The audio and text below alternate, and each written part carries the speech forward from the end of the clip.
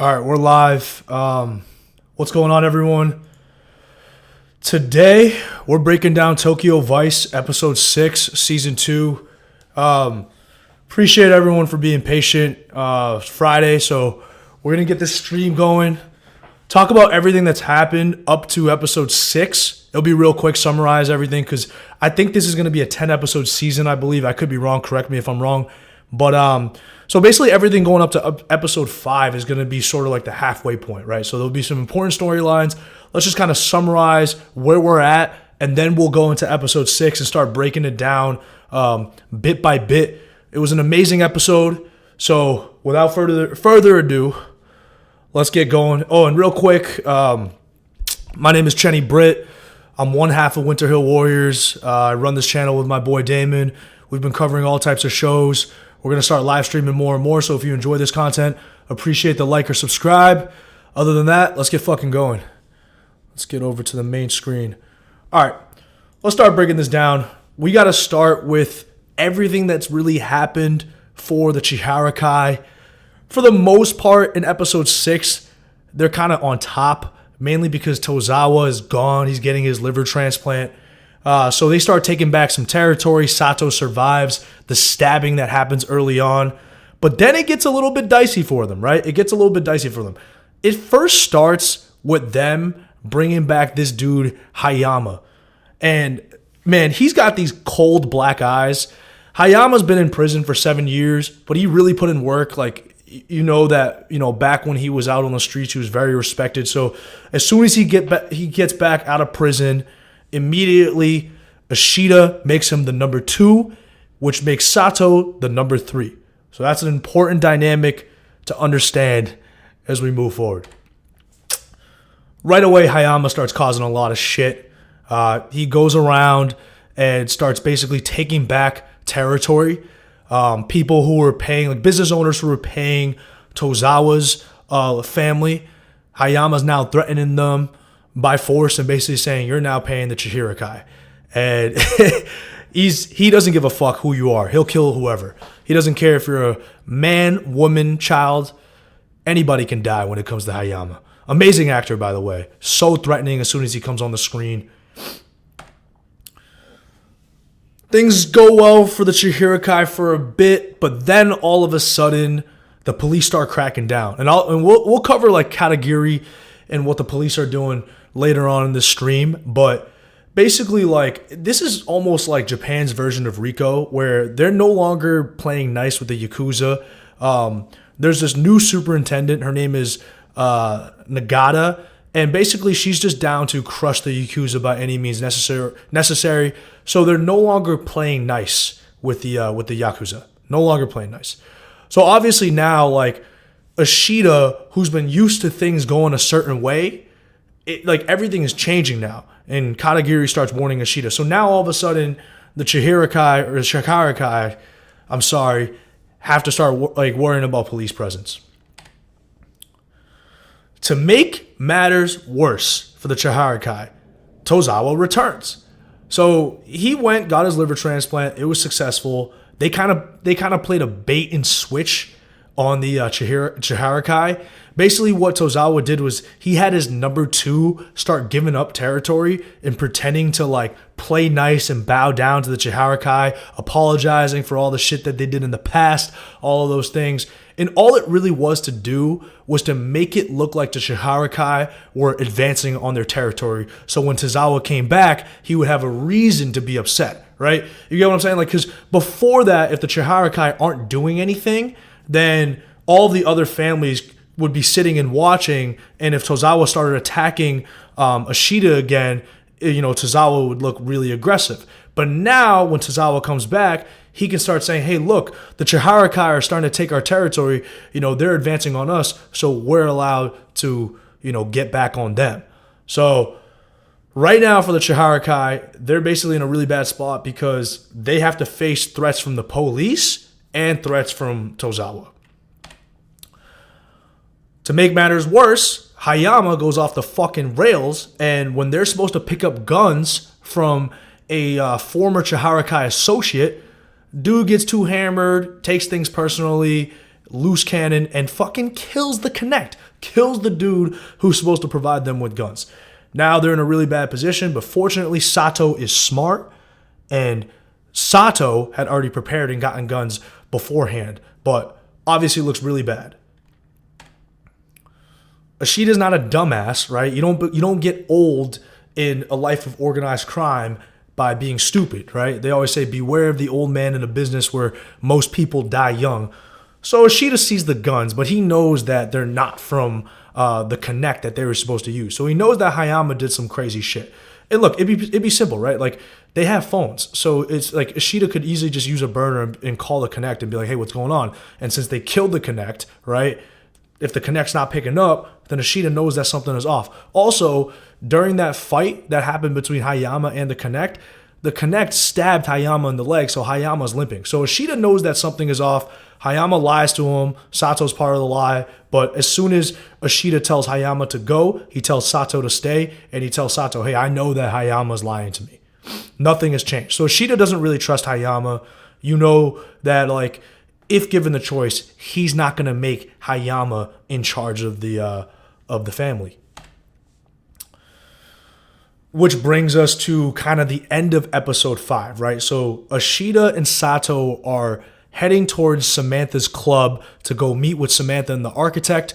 They got some sort of scheme cooked up where the architect is going to basically tell them about another project that he's going to be doing next year, so Ishida can buy up the property and make a fuck ton of money. But on the drive over, Ishida basically tells Sato that he thinks that Sato is going to be the future leader of Chihara-kai because Sato cares about his people.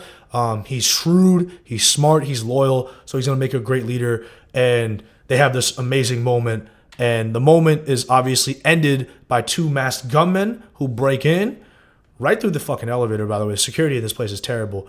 And they just start firing, and they kill the architect, right? The architect, this dude right here, architect just gets fucking popped in the head, so they take him out.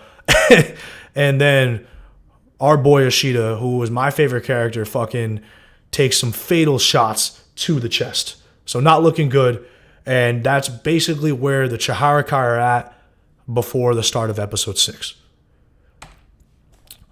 Let's now move on to their rival clan, Tozawa's clan, right? So as I mentioned earlier, they play the fucking bait and switch where Tozawa's gone getting his liver transplant. No one really knows that that's happening except for his number 2. And you know, they start playing like they're weaker than they really are, right? So he's, you know, the number 2 talks to Ishida, he's apologizing for what they've been doing, blah, blah, blah. It's all a fucking setup. Obviously, Tozawa comes back, right? Masaki's not happy about that. She's terrified, but the liver transplant goes great for Tozawa, and the second he comes back, it's on. It's fucking on. It's now a power grab, right? Tozawa now is ready to take over all of the families, right? So I think the way it works, and I'm not too good at this. Let me see if anyone's in the chat, by the way, if people are giving great info in the chat. Okay, so the way it works, from what I believe, is there's this dude called the Kaicho. He's like the head of all of the families. And so Tozawa's family is one of the families. Ishida and the Chihara-kai are another family. They're all under the Kaicho. And so Tozawa basically tells the Kaicho, hey, your time is up. It's my turn. It's my turn to run the shit. And the Kaicho says no, and they toss the motherfucker's body, you know, out of a window, right? Out of a tall building. He dies. Jake happens to be on the scene because he's been tailing Tozawa, and he sees the dude drop to his death. Brutal. Now, Tozawa is running shit. This brings us to Tozawa calling all of the remaining families outside of the Chihara-kai. The Chihara-kai are excluded, but the remaining families get called over, and Tozawa tells them, my plan and my vision for the future of the Yakuza doesn't involve us like extorting local shops and stores and selling drugs, because that's all small time money and it's too easy to get pinched by the police and go to jail. He wants to infiltrate the corporate world. And I guess in later episodes, we'll touch on the marriage that he's in, because the woman that he's married to, I think she might be the daughter or the granddaughter of the Kaicho that he killed, the dude that he killed. So that woman, her family is very powerful. And I think they have like a lot of like legitimate businesses under their belt. So Tozawa is trying to, and she fucking hates Tozawa. And Tozawa doesn't like her either. But they're married. It was like a power marriage type of situation. So Tozawa now wants to bring all of the Yakuza into legal businesses, right? He says he wants the airlines, he wants the Olympics, he wants the Nikkei index, right? Which is like the Japanese version of the S&P 500. So he wants to infiltrate the corporate boardrooms where there's going to be way more money. And now, because they're going to be getting money with all the politicians, they're going to be immune from going to jail. And now he becomes president. He says he no longer wants to be their kaicho. He wants to be their president. And they pretty much all yield. This little group over here, at first they're like, nah, fuck that. But eventually they yield too. Everyone yields because Tozawa's dangerous. He has the most power right now, and he's probably going to make them the richest, right? Because if they don't follow Tozawa's lead, the police are going to make them defunct anyways. It does not matter. All right, let's get to Katagiri, right? The season starts with Miyamoto's death, right? Katagiri discovers it. And Miyamoto, as we know from season 1, he was a crooked cop. He was on Tozawa's payroll, but he ends up like trying to do the right thing towards the end, gets caught by Tozawa, and Tozawa fucking kills him. They make it look like an OD, but everyone knows what the deal is. Katagiri knows what the deal is, and everyone on the police force knows that Miyamoto wasn't a drug user. He loved his whores and he loved his booze, but he wasn't a drug user. And he loved his cigarettes, but he wasn't really a meth head. He wasn't a heroin guy. All right, so they all know what the deal is. They know that Tozawa killed him.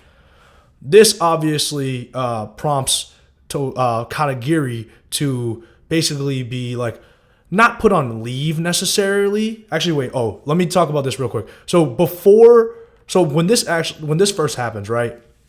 Katagiri's fucking pissed. And Katagiri is an absolute dog. So he wants to put Tozawa behind bars. So he starts doing more research, right? And he ignores the threats that are being made by Tozawa's men. Tozawa's men are taking pictures of Katagiri out at meetings and stuff, basically saying like, hey, we got eyes on you.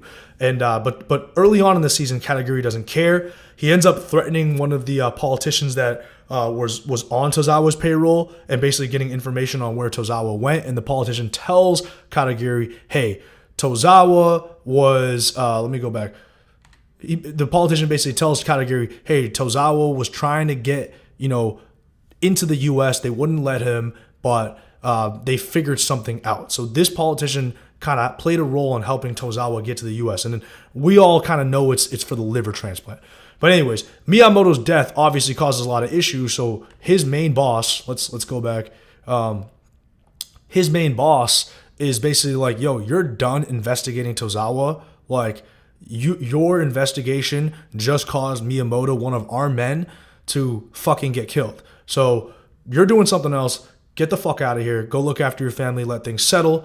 And Katagiri listens. He understands, hey, this shit's driving me crazy. So he tells Jake, hey, we got to chill out right now. It's just getting too hot. We just got to lay back right now.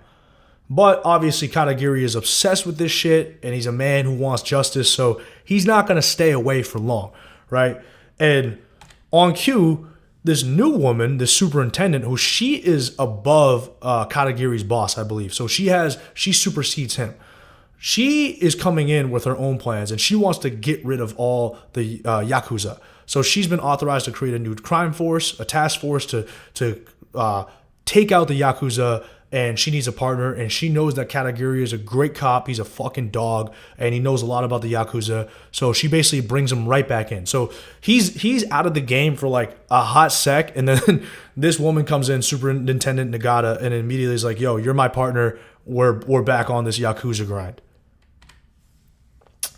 This leads to them going in, making some arrests. They arrest this dude, Hishinuma. I think that's what his name is. Anyways, Hishinuma. They arrest him. He's the leader of another Yakuza family, and some of the Chihara-kai men get arrested as well. Basically, just like a bunch of the Yakuza get thrown in jail and just crippled, right? Except for Tozawa's guys. Tozawa's guys have not been crippled yet. They have not been touched. They've only touched all the other families. They have not touched Tozawa's family, which I think is really important.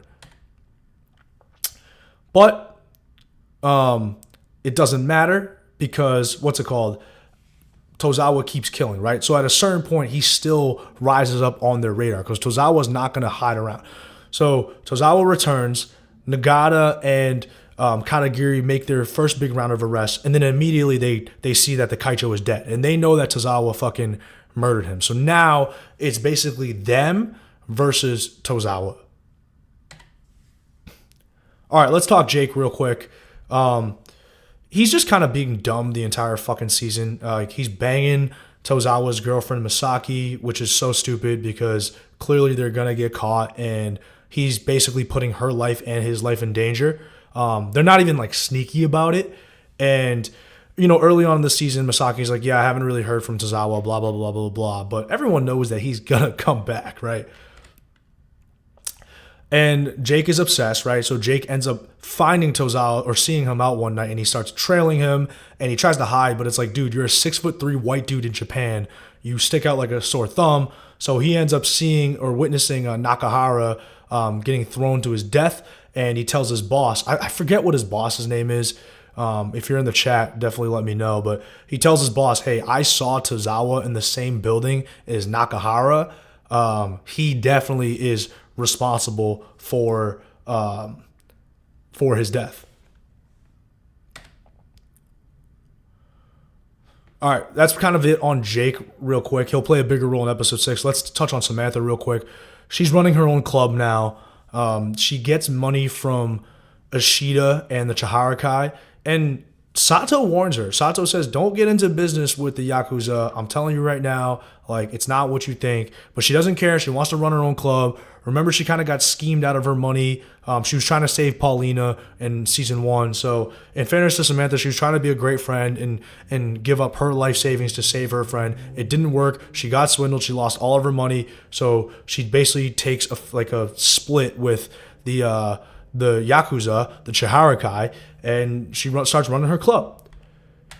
But give Samantha credit, she's fucking damn good at what she does. She is really great at running a club, so pretty soon she gets a bunch of girls working for her, and the club is really successful, and she even recruits this one woman who used to basically be her mentor, Erica. Erica's smoking hot, by the way. Oh my god, she's so hot. But she recruits Erica to be one of her head girls, and Erica's super good at the job. Erica has a kid, and it's basically hinted that Erica used to date a Yakuza member as well. But anyways, running the club is going great, and there's this super handsome architect dude who takes a liking to Samantha. And what she ends up finding out is that the Chihara-kai are trying to get intel from this dude, because this dude is a super successful architect. He's doing a lot of big projects with the city and with the government in general. So he has the drop on where the next big commercial project is. And now, obviously, if you know where that project is, if you have that information and knowledge, then you can front run the system, right? Because what's going to happen if you build a new train station somewhere, or you build a shopping mall or a mixed-use property somewhere? All of the surrounding property values are going to fucking rip, right? That's just what's going to happen. So the Chihara-kai and Ishida, they know that this dude is basically a walking gold mine, and they had this other girl who was working for Samantha, working under Samantha. She was stealing from Samantha, but she was really good at her job, and she was basically saucing up this dude, getting closer and closer to this dude, and her job was to get the information from this dude. Because Samantha fires her, Ishida's yo, you fucked us. Now it's your responsibility to get this information from the architect. Unfortunately, the architect takes a liking to Samantha, so it gives her the in. So they first start just hanging out at the club, but eventually they end up going to the dude's crib, and she tries to steal their information, gets caught. But then when she breaks down the situation to him, he is he's actually such a good guy. He's yo, I'll help you out. I can't have you build on this next project that we're gonna run. I think it's within the next year. It's a big government project, but there's another project that should make Ishida even more money, and I'll give him the drop on the other project. He'll make even more. This is how you're gonna make it up to Ishida. So this dude is legitimately a good guy, but you know what happens to good guys, right? They get fucking killed. So yeah, this is, I feel like we've made a real connection, right? This is, she feels guilty, right? This is when they're kind of getting her to rizz him up and basically fuck him, but get the information, right? Goes poorly. She gets caught, blah, blah, blah. You know how it goes. But initially, one thing I got to add is when she made this deal with Ishida, she like basically out leveraged Ishida. She said, "Hey, if I go and get this information from the architect, I want sole ownership of my club. So you no longer own any portion of my club." And Ishida agrees to that because he knows if she can get this information from the architect, it's going to make them a fortune. It's going to set them up financially for a while, and the pennies that they earn from the club comparatively aren't going to fucking matter. They're just not going to matter. Oh, okay. Yeah. All right. Yeah. So that's pretty much it for Samantha. That's like kind of the main stuff. All right. Let's get to episode 6. Gonna take a quick peek right now at if anything's going on in the chat. All right. Cool. So that's kind of the big high level summary of everything that's happened up to episode 5. Let's break down episode 6 because this was crazy. So we ended episode 5 with Ishida getting shot. The architect is fucking dead. The meeting went really poorly. We still got to find out who did the shooting, and that's where we start. So let's get to episode 6. Appreciate everyone watching. Early Friday evening stream. All right. So we start out episode 6 with a flashback to when Sato was first recruited into the Chihara-kai. So we see Kume, who is, remember from season 1, Kume ended up betraying the Chihara-kai because he was a mole for Tozawa, and Ishida found out. Ishida was going to kill Kume, but instead Ishida was like, Sato, you got to kill Kume. Sato couldn't do it, so Kume did Sato a favor, and Kume jumped off a building and killed himself because he knew Sato couldn't do it. It was a crazy scene. Go rewatch that scene on YouTube. Insane. But anyways, we flash back to when Sato was a few years younger. He was still a boy, and Kume was the one who brought him in as a recruit. And at first, Ishida is like, "Get the fuck out of here! This kid's not ready." Right? He gives him a couple $100 and is like, "Just go." But Sato actually returns the money and is like, "It's all good." This gesture piques Ishida's interest because he's like, "Wait, maybe you really are meant for this life." Because most of the people who think they want to be Yakuza, they really just want to make a little bit of money. And when I offer them the money, they'll just leave, right? But Sato's like, "Nah, I don't need the money." He gives back the money. So Ishida kind of respects him right off the bat. So then he goes up to Sato and he says, "Do you really know what this life is about, right? I want loyalty, right? I don't just care about toughness. I don't just care about dudes who are smart, who are down to fucking kill and shit. I want you to be loyal to me and this organization. Do you swear?" And Sato looks him in the eyes and he says, "I swear." And right after that, Ishida basically tells Kume, "Okay, get him settled. He's now part of Chihara-kai." So that's the flashback situation. That's how we see the relationship first start between not only Sato and the rest of the Chihara-kai, but with Sato and the leader, Ishida. Then we get to present day where Ishida is bleeding out, right? He's just been shot. So the Chihara-kai and Sato, they can't take Ishida to the hospital because for obvious reasons, right? So they have their own private doctor, and they got Ishida in one of their like little safe houses, and he's basically on his last legs. He's gonna die soon. And Hayama, who Ishida didn't tell about the meeting with Sato, Samantha, and the architect because Ishida doesn't really trust Hayama, right? So Hayama was in the dark about that meeting, and Hayama's fucking pissed, right? Because he's the number 2. If you're Hayama, you already know what it is. You know, basically, if Ishida stays alive, Sato's gonna jump you as the future leader of the family. And Hayama did 7 years in jail, and he's a fucking psycho. Look at those eyes, dude. Look at those fucking black ass eyes, bro. Hayama's a psycho, so he doesn't want that. He wants to end up leading this family. He didn't do 7 years for nothing. So he immediately is just like, "Fuck you. You brought him to that shitty club. It's on you. This is your fault for why Ishida is dead." And look, obviously Hayama's a bad dude, but in fairness to him, they did not have a ton of protection. Now, maybe Ishida wanted to keep the meeting secret and away from Hayama. Maybe if you got too many men involved, it would give it away. But they didn't have enough protection, especially for when the Oyaban, your leader, is just sitting there like a sitting duck. They had like one Chihara-kai guard and then Sato. The whole family could have been wiped out right then and there.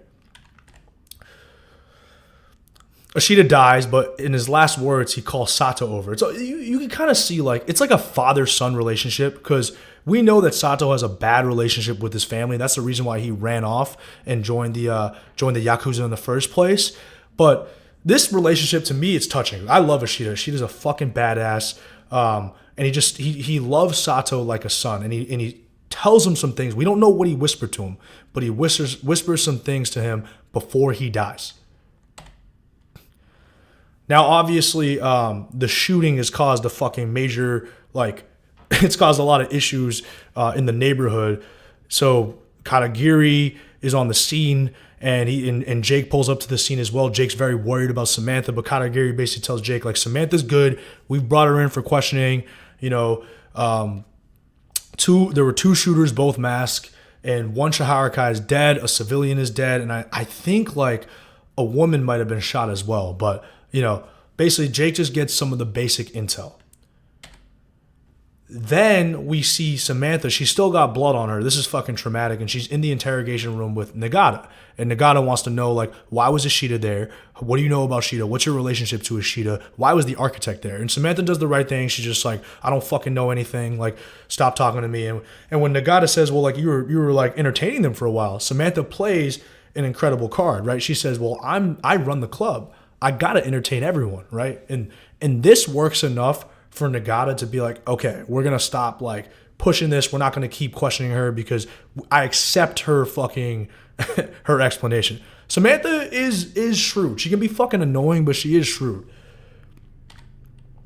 As Samantha's in the vending machine, fucking Tozawa pulls up to the police station and he knows her name.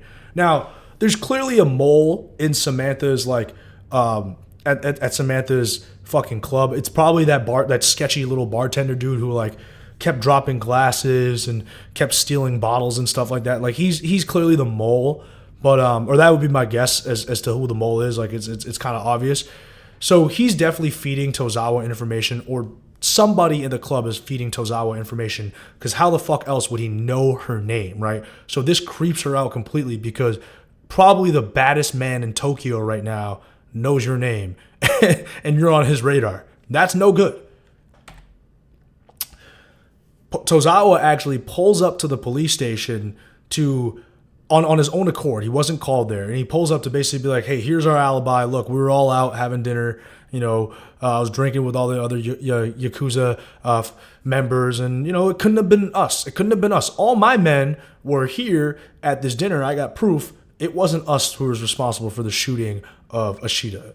Obviously, everyone knows that's unlikely, but what are you gonna do? He's got a fucking alibi, right? So it's pretty brazen of Tozawa to pull up with his own alibi. He catches Katagiri in the bathroom, right? And at this point, I gotta also mention something that happened at the beginning of this season, is that they took pictures of Katagiri's fucking daughters, right? So they basically implied to Katagiri, we're going to kill your family if you keep pushing this. So Katagiri is in such a bad position right now. And Nagata knows this too. And Nagata, I don't know if she's corrupt, but his superintendent, Nagata, she did take Katagiri off of the case for a bit when it got a little bit too hot for him. So on the surface, it seems like she does care about Katagiri's family safety as well. But these two dudes share a moment in the bathroom where basically Katagiri's I'm going to fuck you, dude. At some point, you're going to get fucked. I'm not letting you get away with this. But Tozawa right now, he's running shit. And he's just I don't give a shit. You guys all suck. I'm running it. Time will tell. What a cocky statement. All right, back to the Might Show. Important to note right now, too, there is some beef going on between Tintin and Jake. And honestly, man, Tintin's just being a little bitch about things, right? So one thing that happened in the previous 5 episodes is that Tintin was kind of struggling. Jake was excelling at his job. Jake's really good at his job, and he's getting all of the glory. And Tintin was just kind of getting jealous about it. So Jake actually gave Tintin the architect story about there being a new shopping center being built at this metro station, and Jake told Tintin, hey, go talk to the municipal guys who are in charge of this, but don't say the exact location of where the station is built, because if you say that, they'll probably just announce it and then you're going to lose your story. Don't let them know that you know exactly where it's built. It's this cat and mouse game where you have to tell them that you know without explicitly saying that you know. And Tintin, he's just not really made to be a journalist, man. The dude just wants to bake fucking desserts and stuff. So honestly, he goes and he ends up meeting with the the municipal guys in charge, and he fucks up. The meeting goes horribly wrong. He has no idea how to run it. He has no idea how to like maneuver and leverage and manipulate people. So he ends up saying the name and just spilling it. And the next day, they come out and they say, hey, yep, we're announcing the exact location, blah, blah, blah. Basically, his story is useless because now he's writing the story after the news has actually broken, right? If he had written the story and broke the news himself, then it would have been an extremely valuable story. So the boss of the I think his name's like Kaza or some shit. I gotta be better about these names. I'm covering Shogun right now and Tokyo Vice, so these Japanese names are literally fucking knocking me the fuck out. I'm mixing up all my names, but then Tintin blames Jake. So, anyways, now back at the Might Show, obviously they have to cover this club shooting story, and Jake's boss, I forget her name too. I'll be better for my next stream, guys. I'm sorry, I didn't get a lot of sleep, but. Obviously, like, they all know now that Samantha, the club owner, is Jake's friend. So they're like, yo, tell us more about her. And Jake wants to protect his friend. She just went through something very traumatic. Like, he doesn't want them to use her name and stuff like that. But they're not going to give a fuck because their job, for what it's worth, is to report. Anyways, then we cut to Masaki, and like, she's basically in the process of getting replaced, right, by what seems like a younger girl, right, a younger version of her. So she pulls up to Tozawa's like fucking suite, and he's already got like her replacement sitting there, and she seems like a nice girl named Sakura. Masaki and her, they're not like feuding or anything. Like, Masaki actually feels bad for her. You can see the relief on Masaki's face when Tozawa says, hey, I'm not going to need you anymore. I'm going with Sakura. We're like taking a vacation to my mountain house, right? You could see the relief in Masaki's face. She's not salty about getting replaced. She wants out. She doesn't want anything to do with Tozawa. But these two women share a moment when Masaki first pulls up, where Sakura's like, she knows who Tozawa is. She knows he's a dangerous man. But you know how it is. Like, women like bad boys, right? But she asks like Masaki, hey, what's this deal gonna be? Like, what's it like dating this dude? And Masaki's just like, dude, you know what this shit is. You gotta cook clean. You gotta be a fucking wife. You can never, your happiness is irrelevant. You have to make him as happy as possible. Like, you know how this shit goes. So she basically just warns her. And, that's kind of how the scene goes. But Masaki at this point thinks she's off the hook. She thinks that, hey, Tozawa doesn't want anything to do with me. It's like, dude, this man is still about power and control. He's not going to let you go that easily. You're still a toy that he wants to play with whenever he wants, right? That's the type of guy that Tozawa is. We then cut to them kind of like, really putting Ashita to rest. So he's confirmed dead, which is just brutal. RIP. Look, pour one out for Ashita, man. Fucking absolute G. Has the deepest, most badass voice. He's like, Sato. I don't know how one achieves that voice. You probably have to chain smoke cigarettes for decades and sip Japanese whiskey. I can do the second part. But anyways, they put Ashita to rest, and Katagiri comes to like do some, ask some questions, but he also comes to pay his respects to Ashita, because Katagiri and Ashita, they had like a mutual respect type of relationship. But now Hayama is in charge, and that's very fucking dangerous because look at this guy is a psychopath, dude. He is a psychopath. Such good casting. But anyways, Ashita comes and he sees Hayama, and Hayama is in charge now. Hayama is not going to be cooperative at all. Or not Ashita, I said Katagiri, my fault. Katagiri implies that Hayama was the one responsible for the shooting of fucking Ashita, because who stands the most to gain from Ashita dying, right? It's the number two. And I think I don't think it was Hayama. I understand why people would think it was Hayama, but basically from the episode look ahead, the showrunners said explicitly hey, look, it was Tozawa, but so it wasn't Hayama, I don't think, but that was a fun storyline. I'm not gonna lie, at first I thought it was potentially Hayama. Anyways, he implies to Hayama in front of all the guys that hey, maybe you're the one who did Ashita dirty. But Hayama responds in a pretty good manner, I would say. And he basically just says, hey, the cops, you're not doing your fucking job. If you're doing your job, our boss wouldn't be dead. So these two obviously don't like each other. Nothing valuable is coming out of this meeting with Katagiri and Hayama. Okay. Jake, meanwhile, is going to go talk to Samantha and be like, tell me any information that you can get. Jake, remember, Jake has the in with Katagiri. So through Jake, Samantha can relay information, but continue to stay anonymous and stay out of legal trouble and not get her situation blown up, while Jake helps them ultimately catch the killers, right? So like having that reporter friend who has connections to the police is really fucking valuable. So on the night of the shooting, as Samantha is hiding for her, and basically terrified for her life, she saw one of the men with this tattoo on their wrist, right? This eye tattoo with a red border. So he saw that tattoo on his inner wrist, and she tells Jake about that tattoo. So Jake takes the picture, and now he's gonna search for anyone who knows where, if they know of any men who have this tattoo. It's a very distinct tattoo. Meanwhile, back at the police station, they're trying to find evidence of Tozawa being involved in the shooting of Ashita, and they can't find any evidence. They're trying to tap cell phones and go through call records, but there's nothing linking it. It's almost like they were prepared ahead of time, and none of Tozawa's men were talking while the actual shooting was going down. So they have nothing. They got no evidence on Tozawa right now. All right, remember our Shabu man, right? This was a crazy ass scene in season 1. This dude basically was addicted to opium, right? And he was like a fan fiction writer. I shouldn't even say fan fiction, but he basically wrote these like really fucking like exaggerated articles on the Yakuza, right? Like he basically was just like writing about them in a really positive manner, like almost making them look like heroes and stuff. So he knew a lot of information about the Yakuza. And in season 1, when Jake is first trying to learn more, he goes to him, right? And Jake basically brings drugs to him, or like, I don't know if he brings drugs. I forget what it was specifically, but they get high with him, right? Jake and Samantha get fucking lit up with this dude. They just like, he's playing techno music. They're getting fucked up.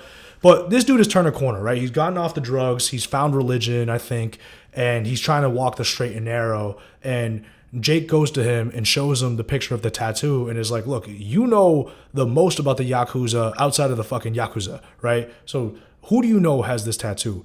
And this dude's like, he's not angry at Jake. Like they're actually like, Jake apologizes and he accepts it, but he's not angry at Jake. And he basically says like, look, I know who were the men that had these tattoos. So he knows who the shooters were, essentially.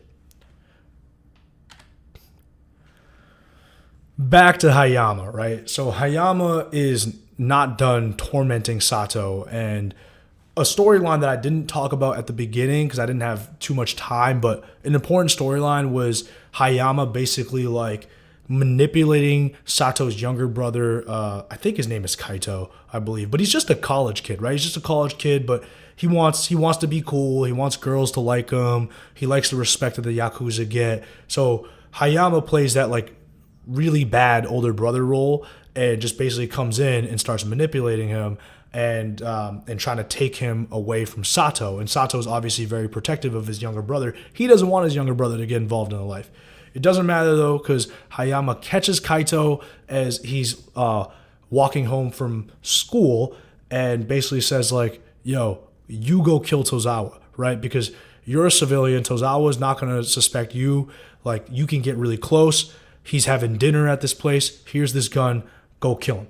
Obviously, it's a suicide mission. There's no fucking way. Kaito probably doesn't even know how to shoot the gun, right? Like, he's probably going to miss and then just get shot and killed. But Hayama's sending him to fucking die, basically, and try to, if he could take out Tozawa, great. And if he dies in the process, even better, right? Like, Hayama's basically hoping that he shoots Tozawa in the head, and then Tozawa's bodyguards shoot him, and he's dead, and then the police have no loose ends, right? They can't question Kaito because he'd be fucking dead, and he can't snitch on Hayama, right? It's a perfect way to get it done. But, fortunately, Sato's not dumb, and he has his number two. Now, this dude remember, this dude stabbed Sato at the end of episode 1 out of just pure jealousy, and he ended up getting caught when Sato recovered from the stabbing, and Ashita was gonna fucking kill him, but Sato basically saved the dude and said, "Hey, I don't want to kill him." And Ashita spared his life, but said, "Hey, Sato owns your life now." So I think this dude is like, I think he's loyal to Sato. It would be cool if Sato ends up taking over the Chihara-kai, and then this dude is his number 2, and this dude ends up being his most loyal guy. Like, it would be a crazy character arc to go from like wanting to murder one of your brothers out of jealousy to then fucking being like super loyal to him because he spared your life when he didn't have to. But Sato's been having him keep an eye out on Kaito, right? And keep an eye out on Hayama. So he gets the intel that like, hey, Hayama met Kaito outside of the school today. So Sato knows something is up. And he basically goes into Kaito's bedroom, finds out what Kaito's been searching, and he finds that Kaito has searched up a restaurant where Tozawa was going to be. So he knows that Kaito's been sent to assassinate Tozawa. Meanwhile, Jake, with the information about the tattoos, he now goes and delivers this information to Katagiri and Nagata. And they're obviously like, the woman Nagata, like, she's too much of a brute for me at times. Like, she's just like forcing, like, she wants to force Jake to give up his source. And he's like, dude, I can't give up my source. And if you're Nagata, like, you got to understand, man, if Jake gives up his source, you may burn the bridge with Jake permanently, right? Like, you just have to be a little bit more patient and know how to play the game. She's more of just this like brute force who comes in and just wants to like power her way through everything, and that's not how it's gonna work, right? It's too complicated for that. But they do get the valuable information of like who has the tattoos, so obviously now they can go interrogate those guys. Meanwhile, Sato catches up to Kaito. Give me a second, I gotta take a sip of water. Sato intercepts Kaito right before he's about to do something really stupid and takes the gun from him and is like, are you fucking dumb? Like, Hayama was sending you on a suicide mission, blah, blah, blah. Kaito's mad because Hayama has lied to Kaito and basically said, like, look, they're coming after Sato next. Is Tozawa coming after Sato? I doubt Sato's even on his fucking radar, right? Like taking out Ishida was basically enough to cripple them for the time being. And like, I guess in a way they want to destroy all of Chihara-kai, so Sato would be Chihara-kai by association. So technically they're coming after Sato, but Hayama made it seem like they were focused on assassinating Sato. So Kaito's mad because he thinks he's defending his brother and protecting his brother's life, but really what's going on is he's being played, and he's a young kid, he doesn't know any better. So Sato saves him from doing something really fucking stupid, and Kaito's mad at him. Oh, this storyline is absolutely just like ridiculous. So basically, Jake's boss at the Might Show, I forget what that woman's name is. I got to be better about that. But she's been dating this other dude, and they have like a good relationship. But she has a brother with mental illness, a younger brother who like just kind of like has serious, like, it seems like he has like borderline personality disorder. Like, that's what I would guess that he has. I'm also just talking out of my ass. I know nothing, but that would be my guess. Is like he has BPD or some shit like that. He is throwing these temper tantrums, but she wants to ultimately like date this guy for real and not hide their relationship. But she's kind of thrown away her life to take care of her brother, right? So it's been a heavy burden on her, but she very dearly loves her brother. So she's stuck between a rock and a hard place. Her brother ends up saying like, hey, I know you've been seeing this guy, like, let me meet him, I want to have dinner and stuff. So this is kind of like, it's kind of like when like a girl's bringing you to meet her family and like the dad is grilling you, but in this case, instead of the dad grilling you, it's the woman's younger brother with like serious mental illness. Like, it's just a very bad situation. And in this exchange, her brother, Kie, finds out that this dude used to be married, he had a wife and a son, and this really pisses Kie off. Back to Katagiri and his investigation, right? So Katagiri finds out from Jake, like, who exactly has the tattoos, and it's these dudes who work for this dude Hironama, right? Now, remember in my summary earlier, he was arrested initially by Katagiri and Nagata, right? When they went zero tolerance policy, he was the dude that got arrested. So all of his men are out of work right now because the head honcho is in jail. So at first he's telling Katagiri, like, fuck off, dude. You're the one who fucking threw me in jail. All my men are starving. They have no work. Like, that's why two of my men were hired shooters. But Katagiri basically says, look, I'm sorry, but whatever it is, I'll make sure that Tozawa gets justice, right? Because Tozawa, sorry, this is a really important part to mention is when they go and try to find the men, they see that one of the shooters has already been killed, right? So most likely Tozawa hired these shooters and he didn't want any loose ends, so he killed one of them, and the other, they don't know where the other is at right now, right? So this guy Hironama knows, like, hey, one of my shooters is already killed. One of the men who was working for me is already killed. The other is on the run. Like, he still, even if he hates Katagiri and the police for putting him in that position, he's still fucking, they didn't kill any of his guys, right? Tozawa was the one who fucking killed one of his guys. So he thinks about it, and Katagiri bows low, which is really crazy because that's a cop, like, paying super respect to a former Yakuza head, and he gives up the information and tells them where he can find the guys. Actually, wait, I got that mixed up. So basically, he gives up the information where to find the guys. They go to try to find the guys, and one of them is dead. Sorry about that. I got confused, but yeah. Long story short, it doesn't matter. He also hates fucking Tozawa, so Katagiri is able to get the information. And then when they go look for the shooters, one of them is already dead. Sorry about that, guys. All right, let's keep going. This is just a little, like, clip of, well, first is Misaki and Jake fucking, but this clip at first, it starts with Jake calling his family back in Missouri, right? So one of the themes of this show is Jake not wanting anything to do with his family back home. And same as Samantha, right? They're both white people in Tokyo, and they've come to Tokyo to be outcasts, but they still like Tokyo more living as, like, outsiders than they do at home. So it really goes to show how much they hate their fucking home situation. So Jake's dad is having his 60th birthday, and, like, everyone at the Maicho, his boss, is like, yo, go home, visit your fucking family. Family is important. And Jake's calling because he's just trying to find any excuse to not go home. And in this scene, we see Jake calling, but his family isn't home. They're gone, right? It goes to the answering machine. So something's going on back at Jake's house, and hopefully we'll find out more about it. Then we also see Misaki, like, pulls up to Jake's apartment. Like, so reckless, man. These two are just too horny, and they just do dumb shit because they get really horny. Hey, I understand that. We've all been there, but I've never been in a situation where the person I fuck could get me killed, right? So Misaki pulls up to Jake's crib and is just, like, basically like, oh, Tozawa, I'm free from Tozawa. Let me like, fuck you real quick. And that's going to be a big mistake, and we'll see why. Anyways, back at, her house, the dinner, she thought the dinner went well. It did not go well. And when she talks to her brother about the dude, turns out that he fucking hates him. He's like, what kind of man abandons his own family? He basically says, like, I won't allow you to date him. And she's just like, she's so heartbroken because, like, dude, he's being a fucking asshole. He's being a prick. He has no right to interfere in her dating life. But once again, he's suffering from mental health issues.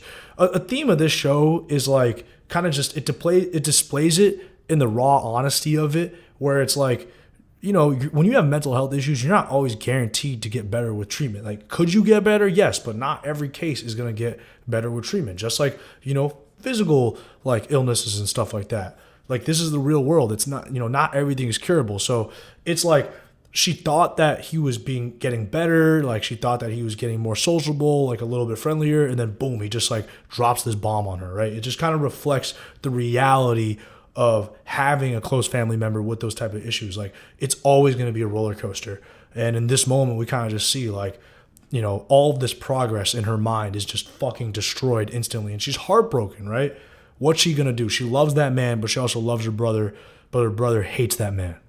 What are you going to do?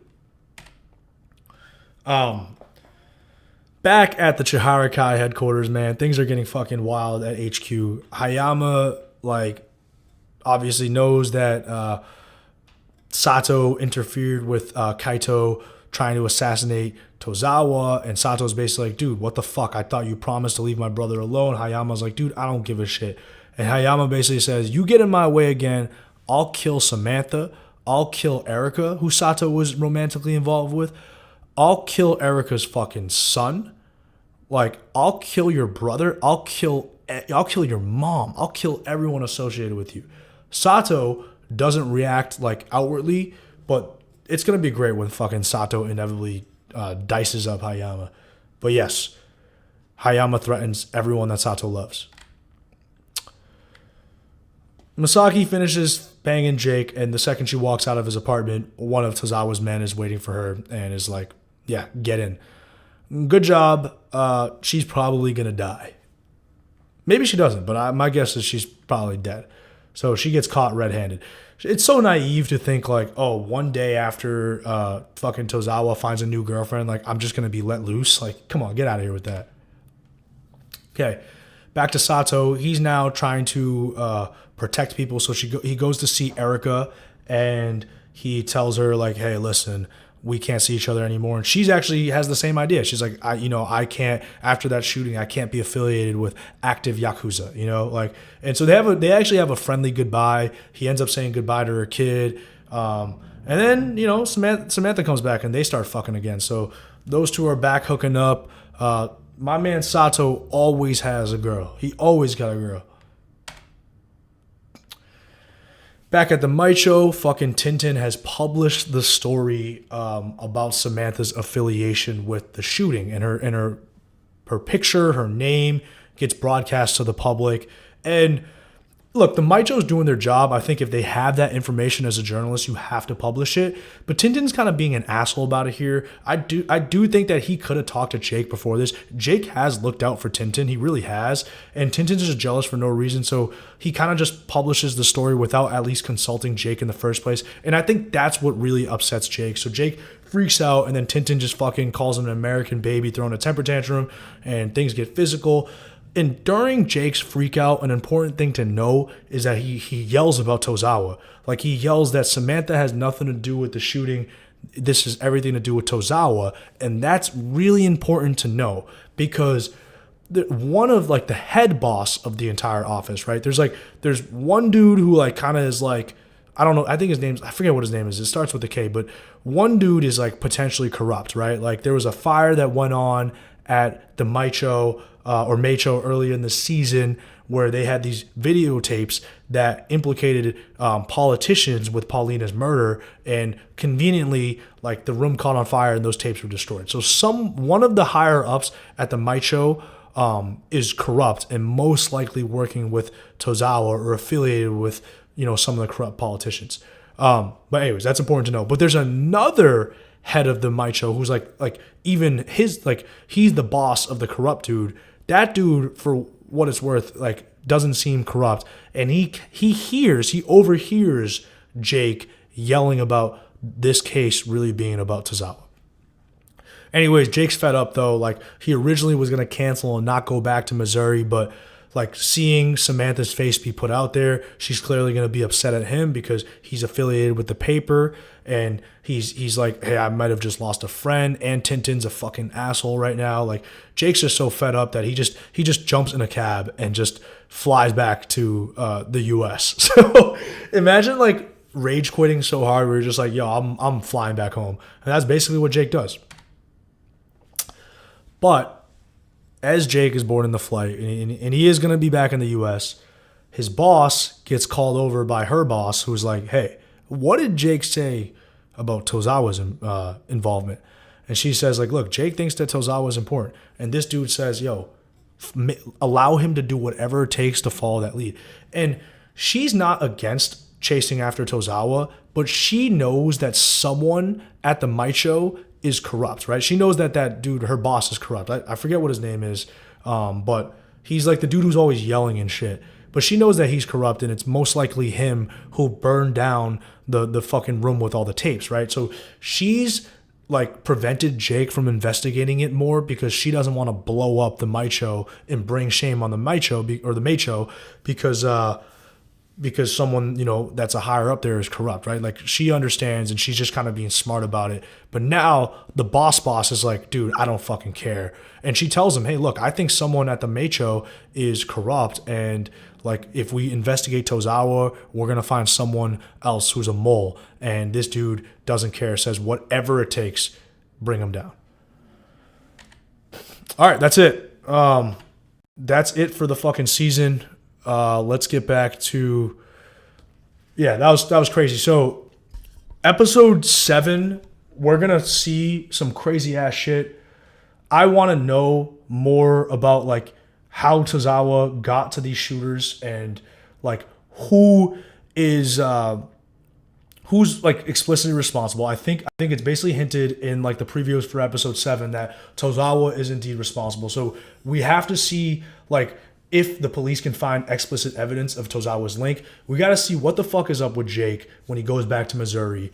What's up with his family? Is he going to investigate? Is anything there going to help him implicate Tozawa, right? Because Tozawa most likely got the liver transplant in the U.S., and that's why he's coming back with a renewed vigor. And then we got to see how Sato handles this situation with Hayama. For what it's worth, Hayama looks to be leading the Chihara-kai into war, or I think he is. Or maybe he's just more focused on just being, you know, the head fucking dude in charge. Maybe he doesn't give a fuck about this war at all. Maybe he doesn't care about Tozawa at all. He just wants to be the boss. But right now, Sato basically has to figure out a way to kill Hayama, right? Avenge his boss's death against Tozawa. Jake's got to come back from the U.S. with information on what Tozawa actually did there. And then Katagiri's got to find a way to implicate Tozawa without getting his family killed. So this shit is crazy. I'll be back with another stream next week covering episode 7 when it drops. Sorry about delaying the stream today. I had to go get a haircut and get ready to go out. But appreciate everyone for watching. This has been a lot of fun. I love this show. Right now, the 2 best shows that are out are Shogun and Tokyo Vice. Both shows that are covering like different aspects of Japanese culture, but in a way, like, you know, the Yakuza and the Samurai, you know, they're not so different. So it's amazing. If you're not watching Shogun, real quick plug, go watch it. We'll be breaking it down next Tuesday when episode 4 drops. But appreciate everyone. I'm out. Peace out.